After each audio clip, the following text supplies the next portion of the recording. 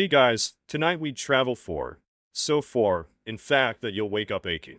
You're about to become one of the many forgotten hands that built the first cities, brick by brick, mud clod by sun-baked clod. It's not glamorous. It's not clean, but it's real. You lie curled on a woven reed mat, your head resting on a bundled tunic, the only cushion you'll get. The smell of yesterday's clay still clings to your fingertips, and the mosquito bites along your shins throb softly in time with your pulse. Somewhere nearby, someone is already coughing in the dust. The sun hasn't even cracked the horizon, but your day has started. And no, you won't be getting hazard pay or shoes. So, before you get comfortable, take a moment to like the video and subscribe, but only if you genuinely enjoy what I do here. Let me know your location and what time it is where you're listening from. I love imagining our sleepy little timeline stitched across the planet. Now, dim the lights, maybe turn on a fan for that soft background hum. Then let's ease into tonight's journey together. You stretch and crack your neck. The morning in Shurapak, or perhaps it's Uruk, has a particular kind of silence to it. Not a peaceful silence, but that breathless pause before the shouting starts. Already, a line of men is shuffling toward the edge of the pit where yesterday's clay was mixed. The pits are half-dried from yesterday's heat, so the silt will be harder to scoop today. You know that. Your shoulders know that. They tell you, even before your hands do. The bricks you carry, they're just bricks. They're your currency, your burden, your rhythm, your identity. You rise, joints cracking, and fall into step with the others. Your tunic sticks to your back, damp with yesterday's sweat that never fully dried. You trudge toward the heap, eyes still blurry, mouth tasting of ash and old barley. Historically, this is around 2500 BCE, give or take. It's hard to pinpoint because historians still argue whether cities like Eridu or Uruk should be called the first in the way we mean it now. Either way, the people in charge think they've invented civilization. Lucky you. Someone sneezes behind you, a wet, sandy sound. You duck out of the way instinctively. There's no time to be sick here. The foreman doesn't care if your nose is running. He only counts what goes up the ziggurat. Faster today, he mutters as you pass. They want the courtyard finished before the next month. You give him a blank look. He doesn't need an answer. No one really talks back. You join the others at the pit. The clay is already stiff, and the straw doesn't want to mix. One of the boys, he can't be more than 12, starts stamping the blend with bare feet, kneading it like dough. You reach in, then feel it seize around your hands. Cold at first, but it warms quickly. The straw itches under your fingernails. A scholar, thousands of years later, will marvel at how precise these bricks were, sun-dried to just the right hardness, stacked with millimeter care. But here, now, you mostly marvel at how heavy they are after the 10th trip. In the 20th, in the 40th, you pack the slurry into a wooden mold and let it sit. The mold creaks as you lift it, leaving a sharp-edged loaf of mud on the ground. Satisfying. Another one, then another. Your wrists hum with the rhythm of repetition. It's a silent orchestra, this labor, just wet squelches and the occasional grunt. The boy beside you keeps whistling for his teeth. Some old tune, maybe one his mother sang when she still lived. You notice a brick with a deep fingerprint pressed into the side. Not yours. Someone else's mark. Probably by mistake. But maybe not. Maybe it's their way of saying, I was here. You consider doing the same. The ziggurat rises in the distance, its tiers unfinished and skeletal. From here, it's hard to tell how far it's come. But when you're up close, falling stacks to the platform, the scale becomes unbearable. It's said these temples bring men closer to the gods. You mostly feel closer to falling off the edge. You stretch your back. It doesn't help.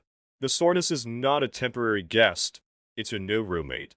The boy wipes his brow with a muddy forearm. Do you think this wall's still standing in 100 winters? You shrug. If it doesn't melt into rain. He laughs. Or coughs. You can't tell which. And that's the thing. They always say Mesopotamia had dry seasons. But when it rains, the whole world turns into pudding. Bricks crumble, ramps collapse. You wonder, briefly, what would happen if the whole project just gave way mid-construction? Would the gods care? Or would they simply demand to be rebuilt? A gnat lands near your eye. You flinch, but it's too late. Squish. Mud on your temple now. Wonderful. You try to ignore the ache in your thighs as you squat to prepare another batch. In the distance, a temple gong sounds faintly. Not for you. Probably for someone important, a priest or a scribe. People with dry clothes and actual breakfast.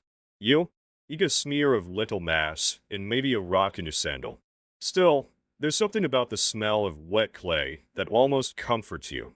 Earthy. Familiar. It coats your lungs a little, but it's the scent of purpose. Someone starts singing, an old lullaby, repurposed into a work chant. You don't know the words, but the tune sticks. You hum along under your breath.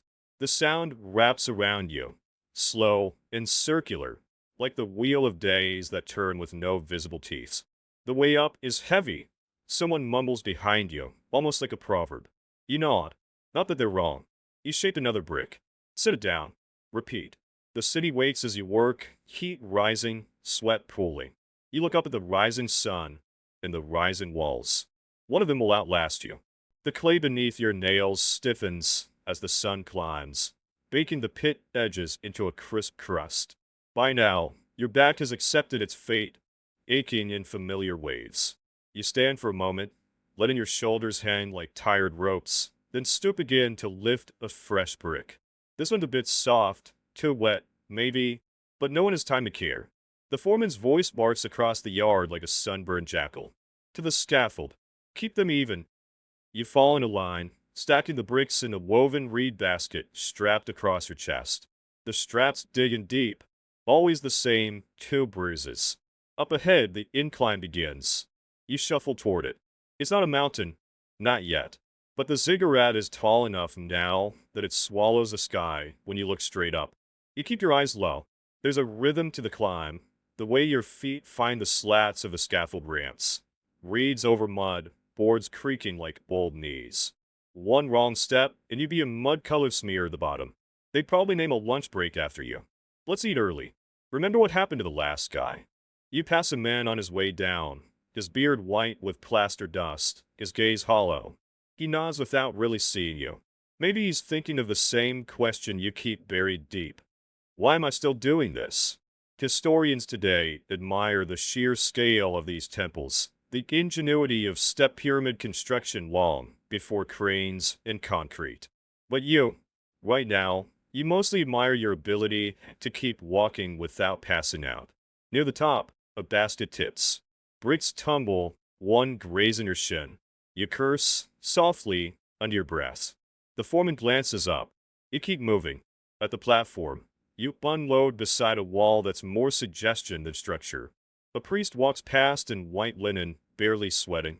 You wonder if he's ever carried anything heavier than a scroll.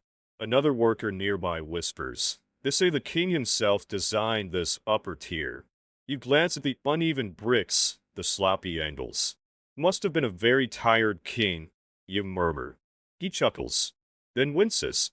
Probably cracked a rib last week and hasn't told anyone. You run a hand along the newly placed bricks. Still damp. Sticky. They won't hold long if it rains. But no one speaks that fear aloud. In Mesopotamia, rain is like politics. When it comes, it makes a mess, but you can't do much to stop it. There's a moment of stillness up here. A breeze, finally. It lifts the sweat from your brow like a blessing. You close your eyes and pretend you're somewhere else. Maybe down by the river, toes in the mud, watching turtles blink their lazy eyes. Or curled up beside a brazier, listening to your grandmother's stories about how the stars were born from cracked clay jars. But the illusion slips. The scaffold creaks. The basket calls. You take a deep breath, hold it, and begin your descent. The trip down is no easier. Your knees wobble with every step. But at least gravity is helping this time. Midway down, you spot a smear of red clay smeared into the wall. Someone's handprint, dragged sideways. Too wide to be a child's. You wonder if it was a mistake or a farewell. Some ancient urge to say, I passed this way, then it mattered. One of the older men gestures at it. He was angry, he says. We're artistic, you reply. He squints. Same thing some days. Back at ground level, you dump your basket, then return to the pit for another load. The cycle continues. Clay shape lift, carry, climb, place, descend. Time folds into itself, and you lose track of how many loops you've completed. Still, there's comfort in the pattern, a kind of devotion. You may not understand why the gods need another tower, but something inside you responds to the repetition. The feel of the bricks, warm from your palms. The sound of sandals scraping reed ramps. The smell of fresh straw, soaked in wet dirt. And somewhere inside, you imagine someone centuries from now, staring at the foundations you helped lay, asking, who did this? You did. Of course, historians still argue whether these massive ziggurats were truly for worship, or just grand political theater. Some say they were meant to house the gods. Others believe they were just status symbols, built more for men than deities. You have your own theory. They were built to keep people like you too tired to question anything. Still, there's beauty in them. Raw and rough, but real. Back in the pit, the boy with the sharp elbows has started stacking bricks into a tiny pyramid. His own little ziggurat. Practicing to be king, you ask. He shrugs. Maybe just practicing to be taller. You smile. It's crooked and tired, but it's something. Another call from the foreman. Another basket to load. Another climb ahead. The boy stands and dusts off his knees. Race you to the top, he grins. You sigh and hoist your basket. Only if we pretend I won. Deal. And together, you begin again. Your feet are beginning to betray you. Every splinter in the scaffold seems magnetically drawn to your soles, and your toes have taken on that numb sting sensation, like a swarm of bees arguing with a loaf of bread. But you climb anyway. One brick, then another, then another, then another. You stop counting. You stopped hours ago. Or was it yesterday? Time here doesn't tick, it slashes. Like river water in a cracked pot. You reach the upper tier again, then unload your bricks. This wall is taller than the last, and its shadow falls across your face like a curtain. For a brief moment, you're cool again. A group of men are assembling at the far side of the platform, near a wooden table covered in scrolls. One of them is wearing sandals that actually fit. You know what that means. Someone from the palace. Or worse, the surveyors. Don't make eye contact, whispers the older man beside you. His name is Iden, and he has 6 teeth, all in the wrong places. Why not? You whisper back. Because if they remember your face, they might ask you to explain slope measurements. You nod like you understand, though you haven't the faintest idea what slope means. You just know the wall keeps growing, and your job is to carry more things up to meet it. It's hard to imagine now, but this ziggurat might someday tower 5 or 6 stories tall, an impossible achievement in sun-baked clay and back-breaking labor. Historians admire this, of course. They note the brilliance of buttress support walls, the innovations in stair design, the layered use of reeds and bitumen. All very clever. They rarely mention the man who dropped a brick on his own foot and kept working anyway. Someone shouts. Everyone stiffens. The surveyor has found a problem. Apparently, the eastern side is leaning, slightly, but enough that one of the sacred steps is misaligned. A priest frowns. A clay tablet is raised. A name is read. It's not yours. You exhale. The man called forward is one of the quieter workers. You've seen him in the mornings, always drawing circles in the dust with his finger. The priest speaks softly, but the message is clear. Fix it, or be replaced. The man nods and gets back to work. You watch him carefully chisel off the crooked bricks, his hands trembling slightly. Will they really tear it all down? You ask it, and maybe, or maybe they'll just say it's symbolic, then leave it. He scratches his beard. Depends who's visiting next week. You both laugh, even though your backs don't find it funny. A fly lands in your ear. You swat it away, but it returns, persistent as prophecy. As you lower your basket to the scaffold floor, a younger worker hisses from a nearby pile of bricks. Over here, look. You glance over. He's pointing at a small clay figure, roughly sculpted, only a few inches tall. It looks vaguely like a dog. Or maybe a god. Hard to tell. Found it stuck inside a brick. Some kind of char, maybe. You take it gently, rolling in your palm. The clay is warm, as if it remembers being shaped. Meant to bring luck, he says. Or stop the wall from falling. I forget which. You chuckle. Can't be both. No one agrees, he shrugs. Historians still argue whether these were offerings or just workers passing time. You place it beside the brick stack and nod solemnly. We should put it in a museum. What's a museum? He asks. Never mind. The wall groans slightly as another layer is added. You feel the tension in the bricks, like bones settling into place. Below, carts squeal as they're loaded with fresh clay. You wonder how many people work here, how many names you'll never know, how many fingerprints are drying inside walls that may outlive even the rivers that shaped them. Suddenly, a sound, sharp and strange. Not wood, not brick. A flute. Someone below is playing a reed flute, high and slow. The tune twists through the scaffold, winding like incense smoke. You stop, just for a second. You let the melody wrap around your thoughts. A few workers nod in rhythm. One man closes his eyes. In this moment, among all the dirt and sweat and sunburn, it feels almost holy. Almost. But then the foreman calls again, and the illusion shatters. Like a brick dropped in haste, splitting on stone. Still, the tune lingers. You hum it to yourself as you descend. At the bottom, you find your feet covered in dust again, an odd comfort. Like an old friend you forgot was annoying, but dependable. You head to the pit once more. The boy is still there, now dragging a cracked mold through the mud like it's a toy.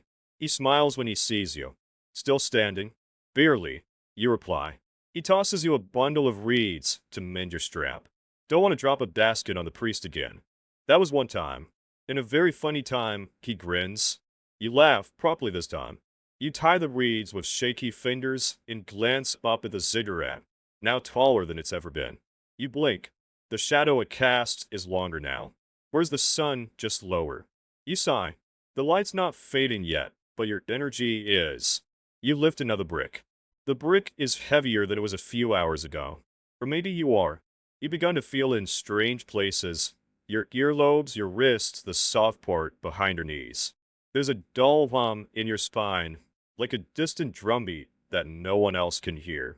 It's not pain exactly, just a reminder that you're not made of baked mud. You, and the others trudge toward the scaffold again, but this time the air feels thicker. Someone near the rear of the line murmurs that it's going to rain. You glance up. The sky looks the same as always, distant and pale. But the air does carry a weight, like wet promises and clay regrets. As you climb, your foot slips slightly, just enough to lurch your balance. Your basket rots. You correct quickly before any bricks tumble. One hand clutches the edge of the scaffold, and you pause, heart thumping. Careful, someone calls softly. These gods don't catch anyone. You flash a tired smile and keep climbing. At the platform, the usual chatter is quieter today. Everyone feels it. The change in the air, or maybe it's the visit. Because today, a royal envoy arrives. The whisper spreads like fire through dry straw. One of the king's advisors. A high stripe. A priest with silver-threaded sandals, something like that. Sure enough, a pair of guard appear first, sweatless and stiff. Behind them, a man with gleaming bracelets steps forward, scanning the scene. He carries a scroll, probably filled with measurements and names and prayers. The kind of scroll that makes other people nervous. He doesn't shout. He doesn't glare. But every back straightens anyway. You watch from the shadows of the scaffold edge, still clutching your now empty basket. The priest raises one arm. His gesture is delicate, practiced. You wonder if it's the same motion he uses when blessing sacrifices or scolding labors. He speaks, but not to you. Not to any of the workers. He addresses the foreman, who nods far too quickly. They want the top layer widened, someone whispers near you. For ceremonial space. You sigh. More bricks. More climbs. More aching steps into the sky. Of course they want it wider. Of course the gods need more room. You kneel, adjusting your sandal straps again. A bit of straw pokes between your toes, but there's no time to fix it. Wider, you mutter. They always want it wider. The envoy departs in a swish of linen and sandals too clean for the planet. As he leaves, you hear one of the men joke. You think they'd carry even one brick if their lives depended on it? Someone snorts. Their lives never depend on it. Everyone laughs. Quietly. Carefully. Lunch is later than usual today, but eventually, you're given a break. You settle under a half-built wall, out of the sun, pressing your back to the cool clay. It feels almost alive, like it's breathing slowly beneath your skin. A boy, a different one than before, offers you a half-cracked bowl. Lentils. Cold. A chunk of barley bread balanced on top, like a hat. You take it gratefully, even as your fingers smear clay into the meal. The lentils are chewy, earthy, and absolutely flavorless. Still, you chew, because you have to. Next to you, a man with a crooked nose is sketching something into the dirt with a stick. Not doodles, letters. Cuneiform, slow, and clumsy. "You right?" you ask. He nods. "A little. Was meant to be a scribe. Then my brother died, so..." He doesn't finish the sentence. He doesn't need to. "Do you miss it?" "Sometimes," he says. Then adds with a grin, "But I don't miss sitting still." You both chuckle, even as you slump against the wall like melting wax. He wipes his hand on his tunic and looks up at the half-built tower. "You ever wonder what they'll put up here? A shrine, you say, or a throne, or a statue of the king's eyebrows?"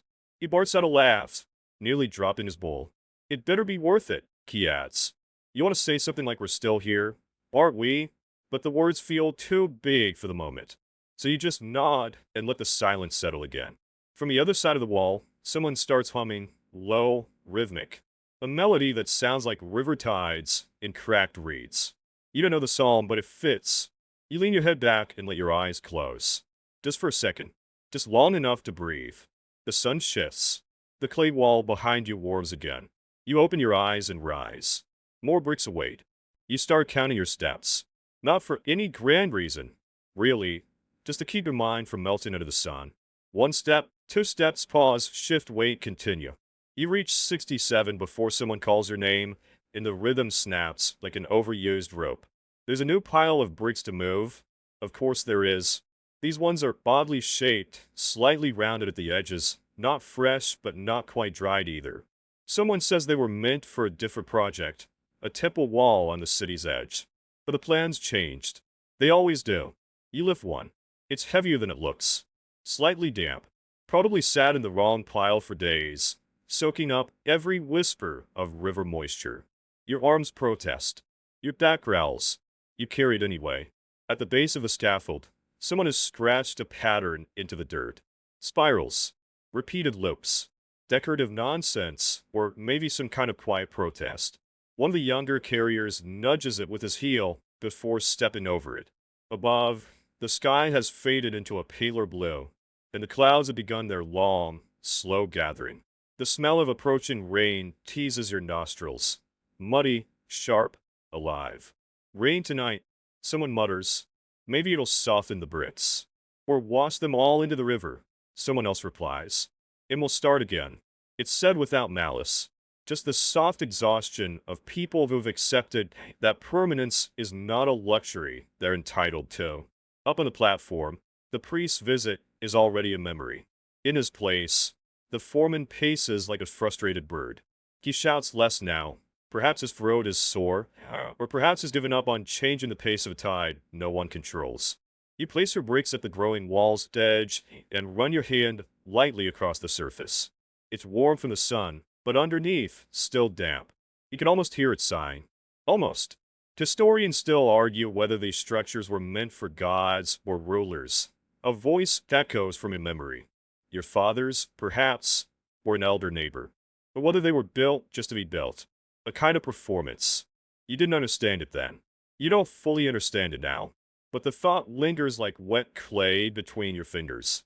A lull in the rhythm. Someone has stopped working.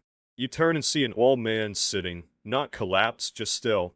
His arms rest across his knees, and his eyes look far past the tower. He was a runner once, someone whispers. Used to carry water from the canals before the bricks. You nod. You've seen that look before. When the body pauses and the mind drifts, backward, forward, anywhere but here. No one tells him to get up. That's how you know he's respected. Or broken. Or both. You stretch your fingers and flex your knees, and your sandals stick slightly in the softening dirt. By the riverbank, a pair of women collect reeds.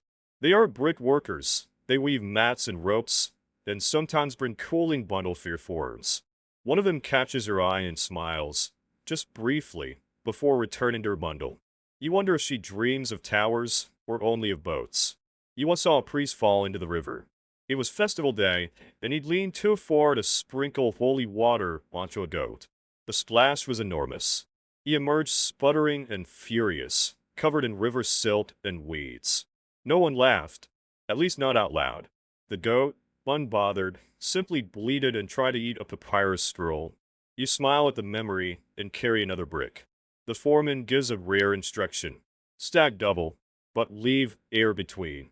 That is subtle change. Bricks layered differently, perhaps for a future ceremonial chamber. Maybe they've decided to store grain here. Or seal offerings. Or hide secrets. You place each brick carefully, watching how the mortar settles, how the edges press. It's meditative work, if your arms weren't screaming. You pause and look out over the city. From this height, Uruk looks like a collection of brown humps and smudged lines. The river threads through like a lazy snake. Somewhere far beyond, the desert begins again, swallowing the edge of sight. The sun dips lower. Shadows stretch. Your fingers begin to twitch from the repetition. A mosquito buzzes past your ear, and you sweat half-heartedly. Remind me why we didn't become boatmen, you mutter. Because we can't swim, your friend replies with a grin. You both laugh, weak, breathless, but it helps. Someone nearby spills a basket. Mud bricks scatter across the scaffold like sleepy beetles. No one scolds. You just help gather them like always. That's how things work here. No one praises. No one curses. The tower grows, one ache at a time. You watch a bead of sweat trace down your forearm. It catches in a scar you don't remember getting, and then continues its descent. Like everything else, it moves forward. Another brick. Another lift. You hum to yourself. Something your mother used to sing. A song about palm trees and forgotten rain. The wind picks up. You keep building. The next morning, your knees crack before you even rise. You slept on a reed mat rolled too tightly and dreamed of carrying bricks up endless steps that led only to more bricks. You roll your shoulders, stretch your neck, and feel every moment of yesterday still tucked into your muscles like tiny pebbles. The air is sticky even at dawn. It wraps around your chest like a damp tunic and presses into your ribs. You hear a heron call in the distance. Somewhere in the city, a dog is barking at a vendor's donkey cart. Life continues. Of course it does. You head toward the worksite, passing a group of children scrawling cuneiform letters in the dirt with sticks.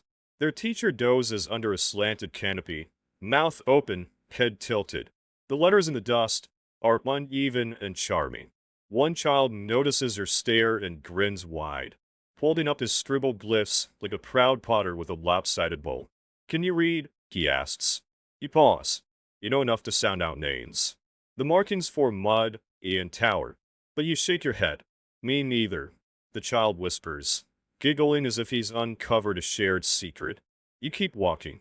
At the worksite, the bricks are waiting. Damp from dew, warmer than expected. They always seem to breathe slightly before sunrise. There's something strange about that. How lifeless clay becomes something almost alive with the sun. Your friend, the one with the crooked finger in the 1,000 clever stories, is already there. He's chewing something green and bitter, probably swamp mint. Claims it keeps the sweat from tasting so bad. You raise an eyebrow. He shrugs. The gods taste everything through us, he says, patting his belly. Might as well give them something fresh. The first task is res tacking. Overnight, part of the wall shifted. The earth settled where someone misaligned the base. You lift each brick again, reset it. Again and again. The rhythm becomes a kind of chant. 1, 2, lean. 3, press, tap. 1, 2, lean. You think about the people who built before you. Generations past who carved cities into mud and prayer. Who stamped names into bricks they'd never see again. Historians still argue whether the laborers had status or were mere hands without names. You're not sure the difference matters when your back hurts, just the same. Over by the plaster pots, someone is telling a story. It drifts on the breeze like incense. A priest once tried to cheat a builder, the voice says. Promised him 2 goats for a gate and paid with 1 sickly chicken. A pause. Then laughter comes. Not loud, just warm. And what happened? The builder left a curse in the bricks. scratched under the plaster. May your next chicken be eaten by your dots. More laughter. You smile. It sounds like something your grandfather would have done. As you lift another basket, the handle finally snaps. The clay tumbles, slow motion, into a wet pile at your feet. You stare at it, half expecting someone to shout. No one does. Your friend leans over, chewing his mint, and says, maybe the gods were hungry. You groan. They always are. The day continues. The sky shifts from pale gold to harsh white. Your skin feels like it's being cured like fish. But there's shade, just a little, and you steal moments beneath a half-finished archway where the sun doesn't reach. You share dates with a younger worker. He offers them quietly, no words. They're sticky and soft, and remind you of the rare times you sat beside your aunt's clay oven as she baked for festival days. Cheese to say, if the dough cracks, sing to it. Bread listens. You own a little tune under your breath now, just in case the bricks are listening too. Above, a bird has nested in a hole in the wall. Mud and straw, just like your bricks, only smaller and more precise. She watches you with unblinking suspicion. You bow your head slightly. We're in this together, you whisper. Later, someone spills water onto the sun-baked surface near your feet. It hisses like a serpent, then disappears. The scent of steam and earth rises into your nose. You close your eyes and just breathe.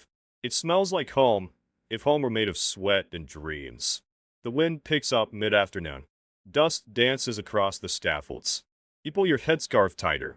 The sun finally eases its grip, casting long shadows that point toward evening. You pause near the half-built doorway, running your fingers along the drying brick. The texture is different now, firmer, chalky. It holds the memory of your hand for half a second before releasing it. You wonder what people will see here in 1,000 years. If they'll understand what it cost. If they'll feel the weight in their own bones just by touching it. Your friend says, maybe we're just building shadows. You reply, even shadows need walls to fall against. He nods, says nothing more. Neither do you. You both go back to work. The following day begins before the city stirs. You rub sleep from your eyes while the sky is still a deep slate blue, the kind of color that lives just before light. The reed walls of your shelter creak softly in the wind, then somewhere, a jar shifts as if sighing with you. You step outside and stretch, your muscles slow to respond. The soles of your feet are callous now, not just from walking, but from standing, hours on packed earth, balancing load after load. You roll your shoulders, crack your knuckles, and start your quiet trek toward the Ziggurat site. The path is nearly empty, save for a woman carrying grain on her head. She nods to you. You nod back. It's a silent fellowship of burdens. As you approach the site, the familiar scent hits you. Baked earth, wet straw, and a faint trace of olive oil from yesterday's lunch pot. The air still holds last night's coolness, but it won't last. Today is a scaffold day. You've been assigned to the southern wall, higher up, closer to where the bricks dry fastest in the afternoon sun. The scaffold is made from palm trunks and lashings of thick reed. It creaks under your weight, not out of danger, just complaint, like an old aunt muttering about visitors who eat too much. The wind is stronger up here. It brushes past your ears and pulls gently your tunic. You balance the bricks in a basket that once held dates. It smells sweet in a way that feels almost cruel now. The climb is slow and methodical. The man ahead of you has a limp, a permanent gift from fall months ago. But he's careful, precise. You learn a lot from watching people move when they're trying not to fall again.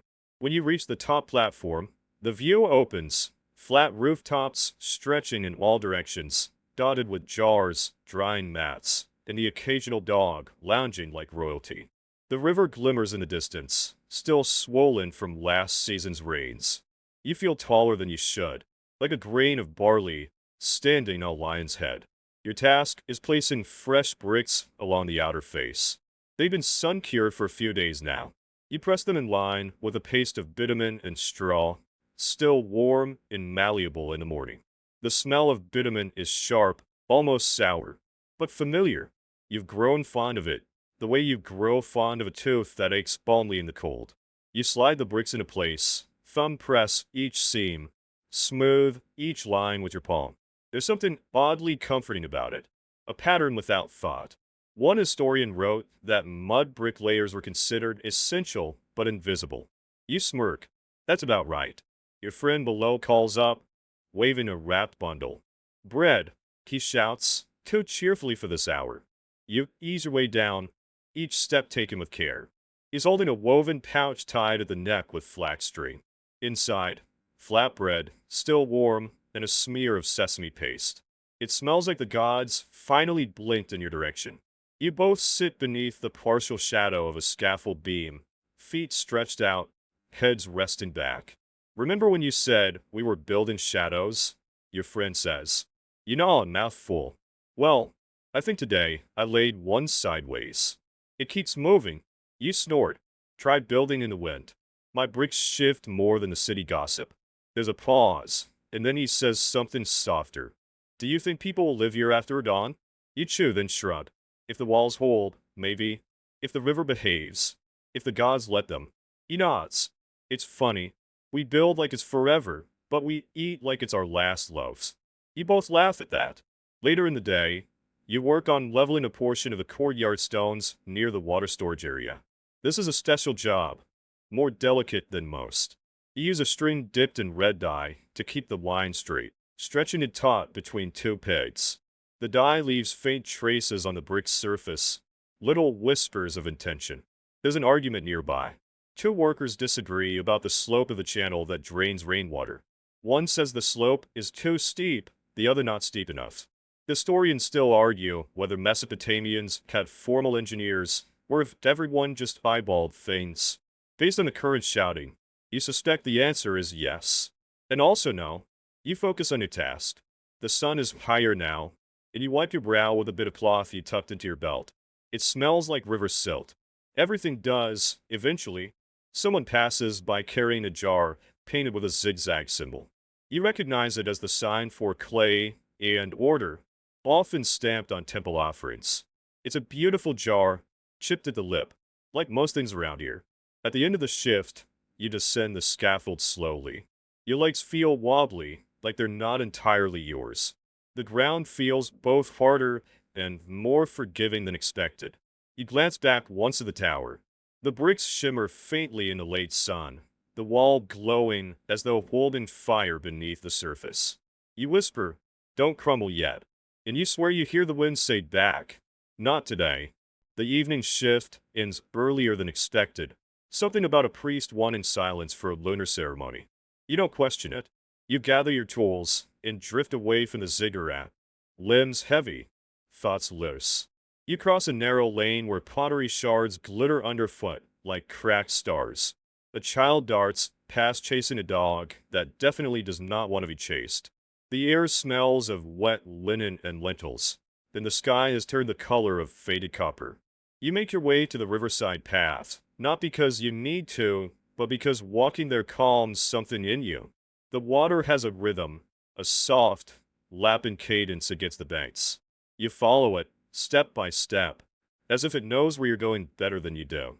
The mud by the water is still warm in the day's heat. You kneel briefly to touch it. Soft, alive. This is the same kind of mud that forms the bricks, the ones you carry, the ones you stack, the ones that will outlast your name.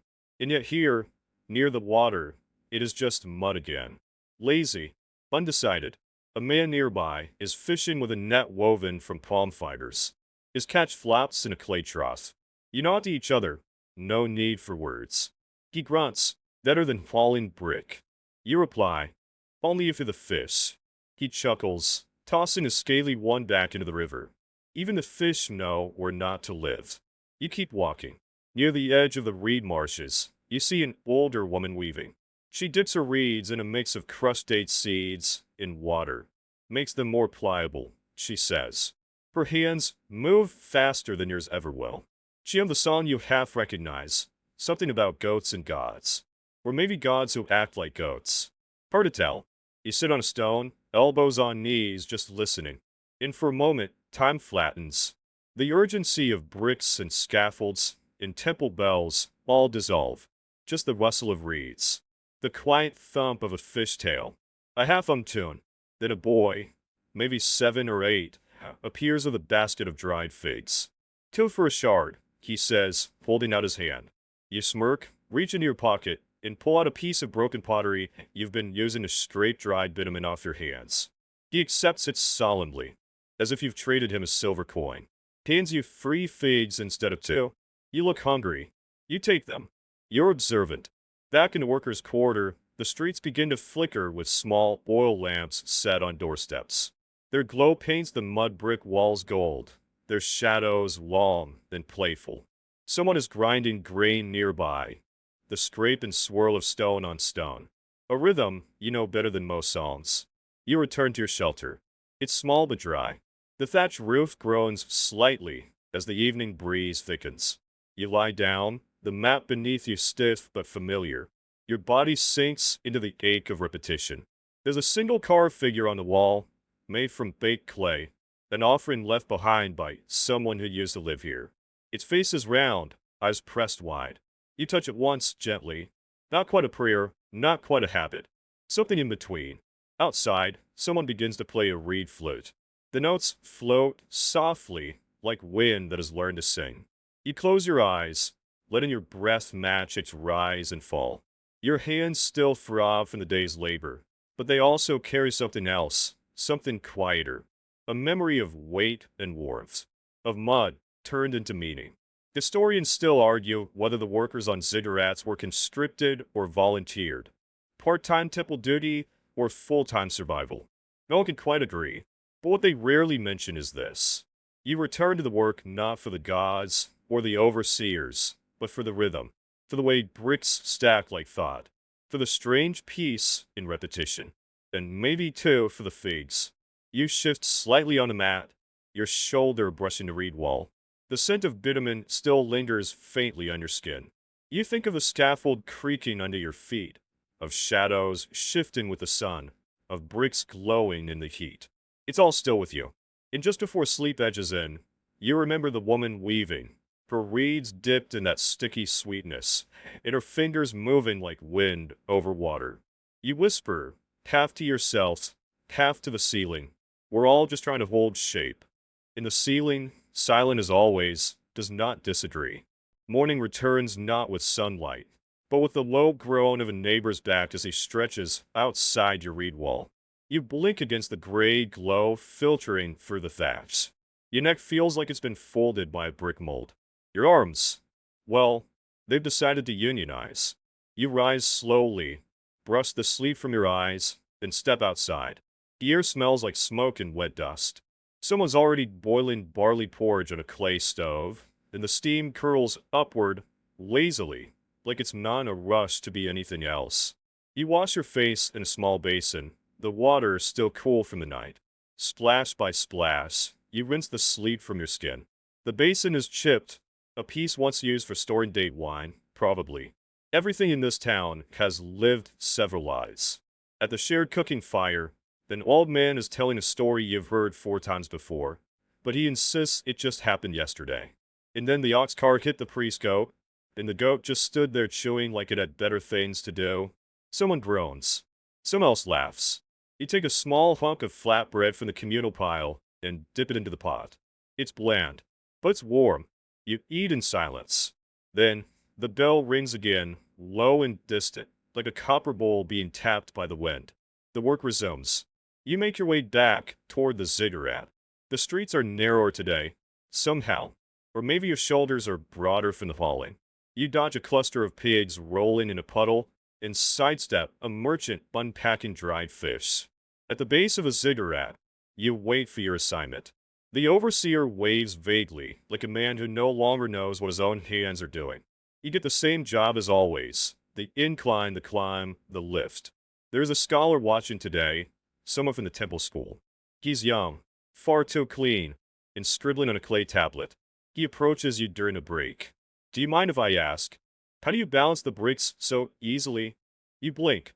I don't balance them. I just don't drop them. He nods like this is profound. He scribbles more cuneiform, probably writing a treatise titled The Spiritual Equilibrium of Brick Lifters. You smirk and return to your load. That day the wind shifts. A storm from the north, faint at first, but you can smell it, sand, dry bark, and something electric. A reminder that nature does not ask for permission before altering schedules. Still, the work goes on. On the incline, your foot slips briefly, sending a small splash of mud off the side. You regain your footing with the reflexes of someone who's fallen before and doesn't plan to repeat the performance. The storm arrives by mid-afternoon. Dust first, then drizzle, then that heavy, slow rain that drips into your ears and makes your tunic stick to your spine. You don't stop. The bricks are heavier when wet, but the slope cools under the rain and the bitumen softens. For a brief moment, everything feels like it's exhaling. At the top, one of the priests appears in ceremonial linen. He's annoyed at the weather. Something about the gods not liking wet offerings. He tries not to snort. Rain is holy, someone says. Only when it falls on your neighbor's field, another replies. The priest walks away, his sandals squelching. You return to your load. Historians still argue whether these brick carriers were seen as sacred labors or expendable muscle. Some evidence suggests they were buried with respect. Others were buried under the very foundations they built. One theory, more poetic than practical, claims the ziggurat itself absorbs the souls of its workers. You don't need theories. You've touched the bricks. You've carried their weight. And when they're wet like this, warm and pliable, you almost believe they carry something of you back into the sky. As the rain slows, you pause near the ledge and look out across the floodplain. The city stretches below. Clay rooftops, tiny flickering fires, children chasing goats, mothers scolding, fathers fixing wheels, and smoke rising like the sigh of a world trying to hold itself together. And you're just one more figure in the distance. One more step in the procession. One more carrier in the chain. But you're still here. You adjust the strap on your shoulder, grip the next brick, and start a descent. At the bottom, the scholar is still watching. His tablet is soaked, unreadable now. He seems less sure of himself. You give him a figure. No explanation. He takes it, nods, and for the first time, stops writing. Back home that evening, your mat is damp but the roof held. You lie back and let your bones settle. You think again of the priest's annoyance, of the slippery slope, of the squelching sandals. The city is quiet now, except for a distant drumbeat. Temple musicians rehearsing perhaps, or someone simply bored. You smile just slightly. If the gods are watching, they'll find you horizontal, damp, and mildly amused, which in this town is about as good as it gets. The final day of your week begins, and it's not the kind of morning you can roll over and ignore. The air is heavy, thicker than usual, like it's been holding its breath all night and forgot how to exhale. Even before your feet hit the packed clay floor, you sense it. This will be the kind of day that stretches longer than the sun's shadow at dusk. You dress in silence. The tunic still hasn't dried from yesterday's storm. It clings to your skin like guilt. Outside, a few neighbors are already stirring. Someone's grinding barley. Someone else is coughing up the last of last night's smoke. You make your way to the temple storehouse. Today, for a rare change, you've been assigned to the water run. It sounds like a break, until you realize it means hauling amphorae from the canal to the upper tiers of the ziggurat. The jugs are awkward, round-bellied beasts, and the water inside shifts with every step you take. Still, they're lighter than bricks. Marginally. At the canal, you fill the jars under the supervision of a temple boy with too many reins and not enough muscle. He watches as you squat, study the jar, and roll your shoulder before standing upright. That was elegant, he remarks. You glance at him. It's not a dance. No, he says, adjusting his sash. But it's closer to prayer than you think. You carry that thought with you, along with 60 pounds of sloshing river water. As you climb, the slope of the ziggurat has been slicked by the storm, but there's straw scattered now, making each step slightly less suicidal. As you climb, you begin to notice something: the silence. No bell ringing, no overseer shouting, just your breath and the steady slap of your sandals. At the halfway point, you pause. A breeze stirs your tunic. The city glows golden in the morning sun. Mud roofs shimmer. Palms sway lazily. Even the goats look contemplative. You think of something your grandfather once said: even the tallest walls were built by quiet backs. Today, your back is very quiet. You resume the climb, jar balanced against your hip, muscles tightening with every step. Historians still debate whether the upper tiers of a ziggurat were used for sacrifice, ritual, or astronomy. Some say the gods themselves descended there. Others argue it was simply where the temple elite could escape the stench below. You reach the top, set down the water jar with a sigh, and stare up at the sky. Blue, wide, uncaring. No gods descending today. A priest approaches with a lotus blossom in hand. He dips it into the jar and drips a single bead onto the sacred brazier. You watch it hiss into steam. That was your entire morning, reduced to one drop and one puff of mist. You laugh. The priest doesn't. He walks away, muttering a blessing under his breath. You're not sure if it's for you or against you. The afternoon brings one final assignment. Help recoat the outer stairway in fresh clay. It's a filthy, oddly soothing job. You spread thick mud with your hands, smoothing the weathered corners, feeling the building inhale again under your touch. The child passes wide-eyed. You built that, he asks. You nod. What? You pause, consider it. To keep it standing. That answer seems to satisfy him. Or maybe he's just distracted by a beetle on the wall. Either way, he runs off. You return to your work. Evening comes. The sky turns bronze, then purple, then something between smoke and memory. The work ends not with a bell, but with the sound of someone playing a reed flute in the alley behind the kiln. You wash your hands in a puddle. You breathe. Back home. The fire is already out. You lie on your mat, arms behind your head, and stare at the roofs. Same roof that dripped last night. Same one that somehow kept your dreams from leaking. You think of the first brick you lifted, the mud that stuck into your nails, the silence of your first climb, the ache that never left your right shoulder. And you think of the jar, the drop, the steam. You didn't become a scribe. You didn't enter the temple. Your name will not be carved on a baked clay or sung by priests. But the walls stand, and your fingers are in them. In 1,000 years, some scholar will argue about what the ziggurat meant. You'll know what it weighed. Now the city quiets. The day has folded itself into memory, and even the goats have stopped arguing. A low breeze rustles the straw rooftops, nudging clay pots and cooling walls still warm from the sun. Somewhere, a reed flute plays a final, wandering note before vanishing into the hush. You're lying still, back pressed against the worn mat, the scent of baked earth still on your hands. Around you, night wraps its arms around the alleys and canals of the old city, softening the hard lines of labor, of hunger, of heat. You've done enough. The ziggurat stands silent now, looming against a dark velvet sky. The bricks you carried are somewhere up there, stacked among thousands. No one will know which ones were yours, but that doesn't matter. They're there. They endure, just like you did. Some say the gods dwell at the top of the ziggurat. Others say it's just wind and stars. Either way, the climb is over for now. Your breathing slows. The weight is gone. The aches fade like sand slipping through an open hand. And in that stillness, you understand something quiet, something simple. Survival is not glory. It's not triumph. It's the soft strength of staying, of returning, of rising again the next day with mud beneath your nails and a task in your hands. So let your thoughts wander like the tigers in flood season. Let them drift through reed beds and under crumbling arches. Let them soften into dreams.